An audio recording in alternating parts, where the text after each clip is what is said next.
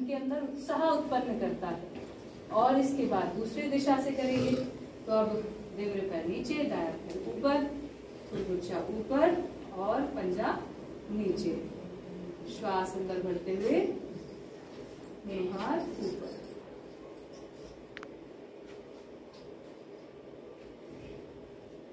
और मन ही मन ओम का उच्चारण भी कर सकते हैं। प्रयास कीजिए कि कोहनियां ऐसे ना हो, ऐसे हो जाए। हाथ पूरे सीधे रहे ऊपर, अच्छे से जुड़े हुए रहे। और लाभ पूरा तभी मिलेगा जब हम किसी आसन में कम से कम आधा से 1 मिनट तक रुकेंगे।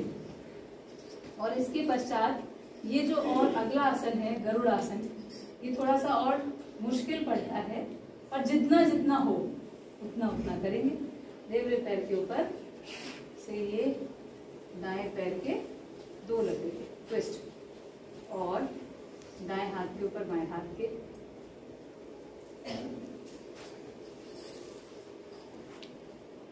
गरुड़ासन का अभ्यास।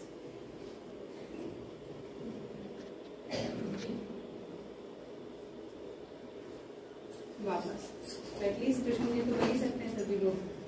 पुरुषों में ये फास्टेड क्लाइंब के लिए भी बहुत अच्छा है।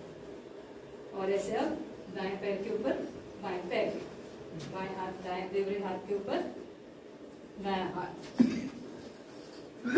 इसमें आपको अपना जो पूरा वजन जिस पैर को ऊपर उठा रखा है उसे छोड़ करके जो दूसरा पैर है जो नीचे है, सारा वजन आपको उस पैर पर लाना होता है, तब बैलेंस बनता है। वापस। तो ये हुआ गरुड़ासन। एक और है एकाग्रता बढ़ाने के लिए, तो ऐसे सारे ही हैं परंतु ये थोड़ा प्रमुख रोल अदा करते हैं। दोनों हाथ कमर पे और दायां पैर उठाएंगे ऊपर, बाएं देवरे हाथ से दाएं पैर पे बूढ़े औला को पकड़ेंगे और फिर उसको हाँ यार तो सबकी समाधि लगेगी।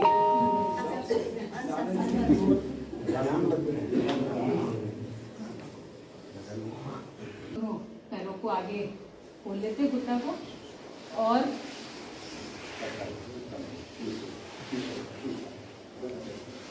सूक्ष्म व्यायाम, धार से नीचे के सूक्ष्म व्यायाम। तो सबसे पहले दोनों घुटना को एक एक करके चलाएंगे, फिर दोनों को एक साथ चला लीजिए। इन्हें करते हुए ये ध्यान रखिए कि हमारी जो धार है वो सीधी रहे, हम ऐसे ना बैठे, सीधे बैठे हुए। अगला अभ्यास पंजों का। श्वास अंदर भरते हुए पंजे अंदर की तरफ और श्वास बाहर छोड़ते हुए बाहर की तरफ। इस तरह से कम 5 से 10 अभ्यास सभी को करने चाहिए। परंतु जिनको जोड़ों के दर्द की समस्या रहती है, जिनको अर्थराइटिस है, आमवात की समस्या है या रूमेटॉइड अर्थराइटिस है, जिनको बहुत ज्यादा जोड़ों में दर्द रहता है, उनको कम से कम एक बार में 20 से 30 बार करना चाहिए और दिन में ही कम से कम 3 से 4 बार कर लेना चाहिए, क्योंकि ये अभ्यास आप भोजन के 1 घंटे पश्चात आराम से कर सकते हैं। तो ऑफिस में बैठे हुए भी, अपनी चेयर पे बैठे हुए भी पैरों के, घुटना के अभ्यास, हाथों के अभ्यास हम कर सकते हैं और करने चाहिए। अगला अभ्यास ये अब पूरा गोली घाटो ना, गोली घाटो से अब आगे और पीछे करिए। टकना बोलते हैं। हाँ, जितना आप इसको आगे एक्सटेंड कर सकते हैं। अच्छा, इसमें साथ में ये और अनुभूत कीजिए, जैसे ही आप आगे की तरफ लेकर के जाएंगे, आप पीछे भी पूरे बल से दबाएंगे तो संवेदनाएं उत्पन्न होती हैं आपके पुतलियों में, आपकी जंघा में, आपके हिप्स तक वो जाती है। उनको भी साथ में अनुभूत करें, क्योंकि आपकी मसल्स भी स्ट्रेच हो रही हैं, नर्व्स भी स्ट्रेच हो रही हैं। अच्छे से स्ट्रेचिंग को अनुभूत कीजिए और इसके पश्चात दोनों घुटना गोल गोल घुमा लीजिए। देवरे से दाईं तरफ, दाईं से देवरे तरफ 5 से 10 बार ऐसे पर्याप्त है, परंतु जिनकी ज्यादा आवश्यकता है उनको ज्यादा करना चाहिए। और इसके कई बार ऐसा होता है अर्थराइटिस नहीं है, रूमेटॉइड अर्थराइटिस नहीं है, फिर भी जोड़ों में दर्द होता है, तो और उस समय ये कर लीजिए। उस समय कई बार किसी न किसी कमी के कारण हो रहा होता है, तो फिर उस समय में भी इन अभ्यासों को थोड़ा ज्यादा कर लीजिए। और इसके साथ साथ अब ये अभ्यास, तो जिनको साइटिका के दर्द की समस्या है, जो धाड़ से उठकर के नीचे खुट्टा तक पूरा जाता है, उनके लिए ये अभ्यास बहुत लाभकारी है साइटिका की समस्या में। और श्वास गहरा और लंबा साथ में चलता रहे। और इसके पश्चात अगला अभ्यास जो गुणा दर्द के लिए बहुत ही अच्छा अभ्यास है, जो दोनों गुणा है हमारे, इनको टाइट कीजिए और ढीला छोड़िए। ये अभ्यास तो बहुत ही निरापद है, बहुत ही लाभकारी है। जिनको भी गुणा दर्द रहता है, चाहे आपके गुणा में गैप आ गया हो या लिक्विड खत्म हो गया हो, चाहे डॉक्टर ने आपको ऑपरेशन क्यों ना बता दिया हो, ऑपरेशन ना कराइएगा। आप इन अभ्यासों को कम से कम 50 से 100 बार तक ये गुणा का अभ्यास, बाकी सारे भी करने हैं, परंतु इसको कम से कम 50 से 100 बार दिन में 3-3 बार कीजिए। और साथ में पारिजात का जो पौधा होता है, उसका जो पात होता है, पत्ता होता है, उसके पत्ते 8 से 10 पत्ते लेकर के सुबह और शाम में उनका काढ़ा बना करके लीजिए। किसी भी काढ़े को बनाने की विधि ये होती है कि अगर एक व्यक्ति के लिए बनाया जा रहा है तो उसमें 200 ml पानी लेना चाहिए और 200 ml पानी में उस वस्तु को डाल देना चाहिए। फिर जब वो पानी 1/4 बचे अर्थात 50 ml बचे, तब उसको पी लेना चाहिए छान करके। अब ये आपको बताते 30-40 बार हो गया, तो 50 से 100 बार करने में कोई समय भी नहीं लगता और गुणा दर्द के लिए बहुत ही निरापद प्रयोग है, बहुत ही लाभकारी।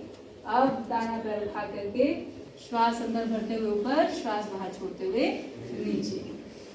बहुत ही अद्भुत अभ्यास है ये भी। ये अभ्यास नाभि डिगने में भी कार्य करता है। जिनकी नाभि डिग जाती है उनके लिए भी ये अभ्यास लाभकारी है।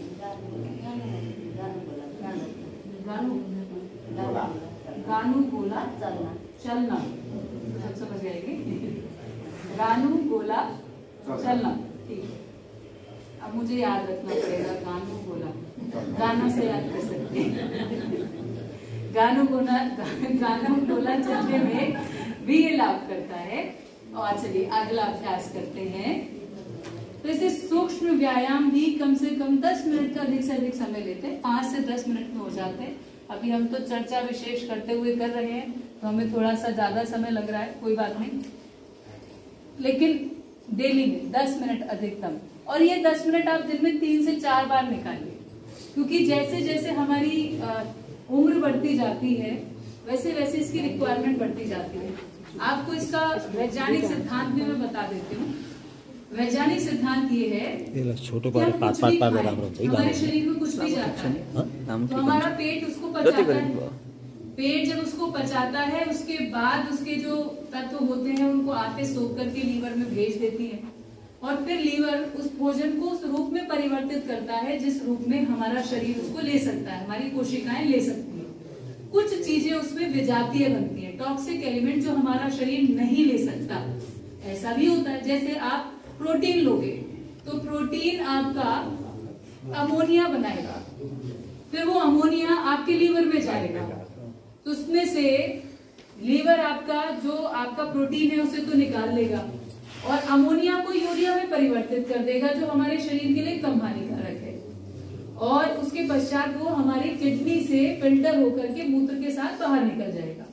इसीलिए क्या होगा कि अब जैसे उम्र बढ़ती जाती है तो हमारे शरीर के सिस्टम थोड़े थोड़े स्लो तो होते जाते हैं, फिर सेल्स भी हमारे ज्यादा खत्म होने लगते हैं और हमारे शरीर के अंदर उस समय विजातीय तत्व बढ़ते हैं। जब ये बाहर नहीं निकल पाते, मान लीजिए हम व्यायाम नहीं कर रहे या कम कर रहे हैं, पसीना नहीं बहा रहे हैं, तो क्या होगा कि ये इकट्ठे हो जाएंगे उन जगह पर जहां पर गैप हो, जहां पर जगह हो। सबसे ज्यादा जगह इनको मिलती है हमारे जोड़ों के बीच में, क्योंकि जोड़ों के बीच में जगह रहती है, तभी तो हम जोड़ों का मूवमेंट कर पा रहे हैं, हम इनको तभी तो हिला पा रहे हैं। यहाँ जगह है, यहाँ जोड़ों के बीच में जगह है, तभी तो ये दो जॉइंट घूम पा रहे हैं। तो इनके बीच में जाकर के इकट्ठे हो जाते हैं और इकट्ठे हो जाते हैं तो फिर दर्द करते हैं, बाधाएं उत्पन्न करते हैं, पूरा हमारा शरीर का मूवमेंट ठीक से नहीं हो पाता। अब उसको जब आप सूक्ष्म व्यायाम करते हैं तो आप फिर से उस जोड़ के अंदर ऊर्जा उत्पन्न करते हैं, गर्मी उत्पन्न करते हैं और वो विजातीय तत्व क्रिस्टल्स के रूप में जो इकट्ठे हो गए थे वो पिघल करके पुनः रक्त में वापस आ जाते हैं और फिर आपके मूत्र द्वार से बाहर निकल जाते हैं, क्योंकि किडनी का यही कार्य है किसी के शरीर की किडनियां ठीक से काम ना करें तो विजातीय तत्व उसके अंदर बढ़ जाते हैं। आप उस व्यक्ति को पहचान सकते हैं, उसकी त्वचा काली पड़ने लगेगी, उसकी त्वचा में आपको महसूस होने लगेगा, उसके हाथों में आपको महसूस होने लगेगा, पीलापन होगा, गंदगी आपको महसूस होगी, एक अलग उस शरीर में दिखेगा कि हमारे हाथों में जो रक्त है वो हमें लालिमा दे रहा है, लेकिन उस व्यक्ति का पीलापन ज्यादा होगा, कालापन होगा, क्योंकि शरीर में विजातीय तत्व है। चलिए अब हाँ ये तो बच गई चक्की संचालन। दोनों हाथों को इंटरलॉक करके श्वास को बाहर छोड़ते हुए आगे, श्वास अंदर भरते हुए पीछे। इसको भी ध्यान रखें, कमर को सीधा रखते हुए, धार सीधी रहे। तो जितना आपका सामर्थ्य है उतना बड़ा सर्कल बनाइए, गोला ऐसे। अगर इतना ही है ना तो इतना ही बना लीजिए, ज्यादा है तो ज्यादा पीछे चले जाइए। पुनः सीधी और अब विपरीत दिशा में। ये नहीं हो, ये ऐसे नहीं होगा, ये सीधा रहेगा, हाथ हमारे सीधे, हाँ इस तरह से। अब जिनको पतला होना होता है वो तो 50-50 बार से लेकर के 100-100 बार तक जरूरी भी है। बड़ी मेहनत से हमने इकट्ठा किया होता है तो थोड़ी सी मेहनत से तो जाएगा। कुछ लोग तो इतने मोटे हो जाते हैं कि चेयर पे बैठे तो साइडों से निकल जाते हैं, ऐसा नहीं होना हमें। चलिए दोनों पैरों में थोड़ा सा गैप ले लीजिए और अब स्थित कोणासन का अभ्यास। एक हाथ जो ऊपर जाएगा उसी को हमें देखना भी है।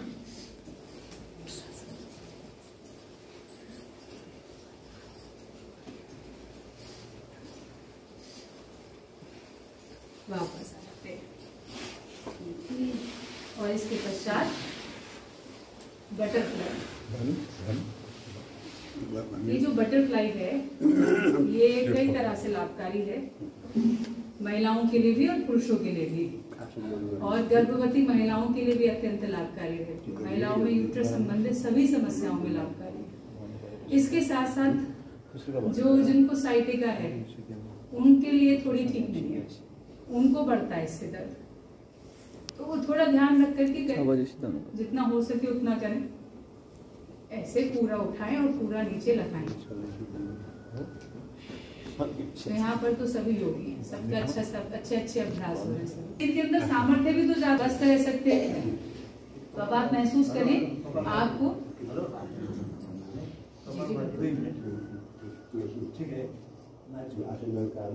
जी करा लीजिए, हम तब तक करते रहते हैं अभ्यास अपने। हाम्रो यसै बीच टिकापुरबाट अथवा हाम्रो दुर्गौलीबाट त्यसै गरेर मसुरियाबाट सबै आउनुभएको छ हाम्रो यो गुरुहरू। सर्वप्रथम हाम्रो सर्वानन्द चपाईज्यूलाई आफ्नो स्थानमा आसन गरिदिनु म अनुरोध गर्दछु।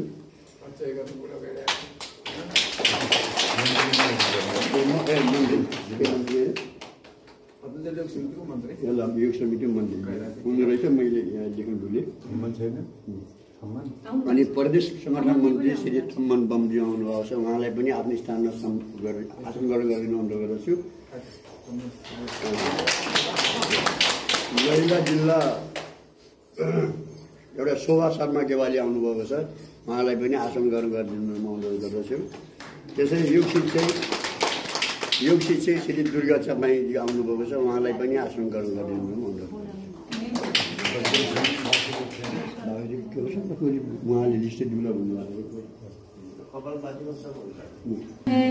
धार दर्द है, जिनको भी शरीर में कमजोरी है या जो भी नए साधक की हाई ब्लड प्रेशर की समस्या रहती हो या जिनको भी घुटनों में ब्लॉकेजेस हो, ऐसे सभी लोगों को सामान्य गति से ही करना चाहिए। अगर ये समस्याएं नहीं है या फिर अगर किसी को हाइपर एसिडिटी हो उसको भी सामान्य गति से करना चाहिए। फिर ये समस्याएं नहीं है तो आप मध्यम गति पे दबा सकते हैं, 1 सेकंड में एक बार।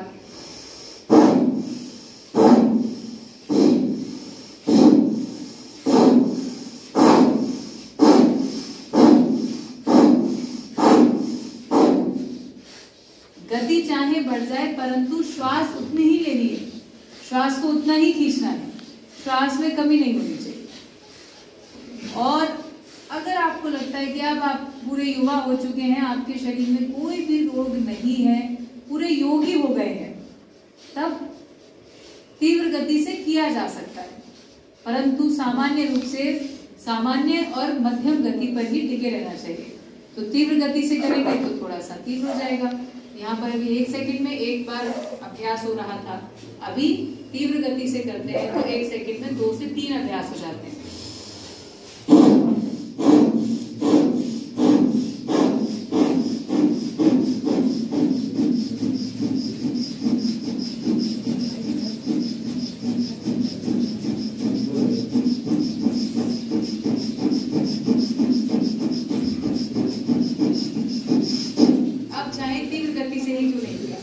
श्वास उतनी ही अंदर जानी चाहिए। तो भस्त्रिका सामान्य रूप से 5 मिनट तक सभी को करना चाहिए और विशेष परिस्थिति में 10 से 15 मिनट दिन में 3-3 बार कराते हैं। विशेष परिस्थिति असाध्य रोग, अब जैसे कैंसर है तो सामान्य गति से कराते हैं क्योंकि कैंसर में कमजोरी आती है व्यक्ति के अंदर, तो सामान्य गति से कराया जाता है और 1-1 घंटे तक भी कराते हैं, तो आधा घंटे से लेकर के 1 घंटे तक। और अन्य सामान्य रोग जो है जो कैंसर से कम तो 15-15 मिनट दिन में 2 से 3 बार कर सकते हैं। तो ये आपके लंग्स को मजबूत करता है, आपके लंग्स का सामर्थ्य बढ़ाता है। सामान्य रूप से हम अपने लंग्स का 40 से 50% प्रयोग कर रहे होते हैं। बाकी के जो लंग्स के हमारे भाग हैं क्योंकि हमारे जो लंग्स होते हैं ना उसमें छोटे छोटे एयर सैक बोलते हैं, एयर के गुब्बारों की तरह होते हैं। वो हमारी जैसे हमने श्वास ली नासिका से, फिर ये आ जाता है यहाँ पर ट्रैकिया बोलते हैं इसको, श्वास नली को। फिर ये ट्रैकिया यहाँ से 2 भागों में विभक्त हो जाती है, इसको ब्रोंकाई कहते हैं। फिर जब 1-1 फोक्सो के अंदर 1-1 ब्रोंकाई जाती है तो और विभाजित होकर के ब्रोंक्यूल्स बन जाते हैं। बहुत पतले पतले वो तार जैसे हमारे नसें सी होती हैं जिनके अंदर वायु प्रवेश कर रही है और उनके अंत में लगे होते हैं ये गुब्बारे के रूप में एल्वियोलाई। हमारे दोनों फोक्सों में तकरीबन 5 से 6 करोड़ एल्वियोलाई होते हैं, इन्हीं के अंदर जाकर के वायु भरती है।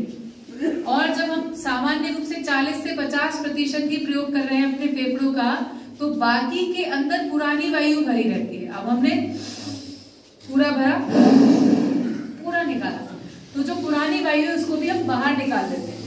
उन भागों का अपने फोक्सों का प्रयोग ही नहीं होता और इसकी वजह से हमारे जो लंग्स हैं वो सड़ने लगते हैं, गलने लगते हैं। अब जिनको अस्थमा की समस्या है उनके ये गुब्बारे नहीं पहुंचेगी तो शरीर तक नहीं पहुंचेगी, शरीर के 1-1 भाग को उसकी आवश्यकता है। और साथ में आपको कोरोना का बताऊं तो जिनको कोरोना ज्यादा बढ़ जाता है, ज्यादा असर कर जाता है, के अंदर गांठें हो जाती है, वो क्या होता है, वो ये होता है कि वो जो कफ था, जो लिक्विड था, वो जाकर के उस एल्वियोलाई के अंदर भर गया, उस गुब्बारे के अंदर भर गया, वायु के लिए जगह नहीं बची। तो इस वजह से व्यक्ति पूरी सांस नहीं ले पाता और उसकी सांस फूलने लगती है क्योंकि शरीर के भाग कहने लगते हैं कि हमें ऑक्सीजन चाहिए, हमें वायु चाहिए, हमें दो, नहीं मिलती है तो वो सांस उसकी फूलने लगती है।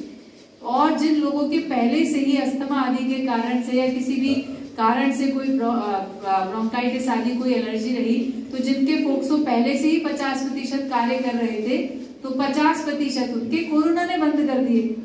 तो इस वजह से सबके साथ ऐसा नहीं होता, परंतु जिनके फेफड़े कमजोर हैं उनके ऊपर ज्यादा प्रभाव पड़ता है। तो ये जो आपका भस्त्रिका प्राणायाम है ये आपके फोक्सो को मजबूत करता है और जितना आपके फोक्सो मजबूत होंगे उतना ही अधिक आपके अंदर आपका जो श्वसन तत्वोगे भगवन वही मैं चलूंगा, जहां ले चलोगे भगवन वही मैं चलूंगा, जहां नाथ रख लोगे, जहां नाथ रख लोगे वही मैं रहूंगा, जहां ले चलोगे भगवन वही मैं चलूंगा, जहां ले चलोगे भगवन वही मैं चलूंगा, जहां नाथ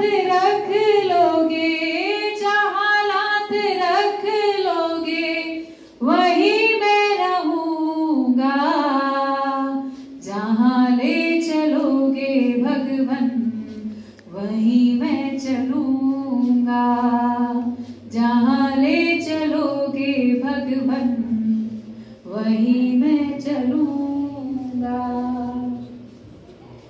ये जीवन समर्पित चरण में तुम्हारे, तुम ही मेरे सर्वस्व, तुम ही प्राण प्यारे।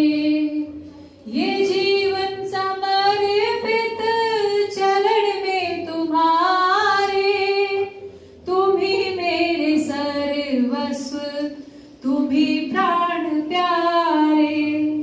तुम्हें छोड़ कर दाता, तुम्हें छोड़ कर दाता, किसे मैं कहूँगा। जहाँ ले चलोगे भगवन वहीं मैं चलूँगा, जहाँ ले चलूँगा। ना कोई उलाहना, ना कोई अर्जी, कर लो करा लो भगवन जो है तेरी मर्जी। ना कोई उलाहना, ना कोई अर्जी, कर लो करा लो भगवन जो है तेरी मर्जी। कहना भी होगा तो, कहना भी होगा तो तुम्ही से कहूँगा। जहाँ ले चलोगे भगवन वहीं मैं चलूँगा, जहाँ ले चलोगे भगवन वहीं मैं चलूँगा। दयानाथ दयनीय मेरी अवस्था, तेरे हाथ अब मेरी सारी व्यवस्था। दयानाथ दयनीय मेरी अवस्था, तेरे हाथ अब मेरी सारी व्यवस्था। जो तुम कहोगे मालिक, जो तुम कहोगे मालिक, वही मैं करूँगा। जहाँ ले चलोगे भगवन वहीं मैं चलूँगा, जहाँ ले चलोगे भगवन वहीं मैं चलूँगा। जहाँ नाथ रख लोगे, जहाँ नाथ रख लोगे वहीं मैं रहूँगा। जहाँ ले चलोगे भगवन वहीं मैं चलूँगा, जहाँ ले चलोगे भगवन वहीं मैं चलूँगा। जहाँ नाथ रख लोगे, जहाँ नाथ रख लोगे वहीं मैं रहूँगा। जहाँ ले चलोगे भगवन वहीं मैं चलूँगा, जहाँ ले चलोगे भगवन वहीं मैं चलूँगा। जहाँ ले चलोगे भगवन वहीं मैं चलूँगा। बाकी प्राणायाम मूल बंद।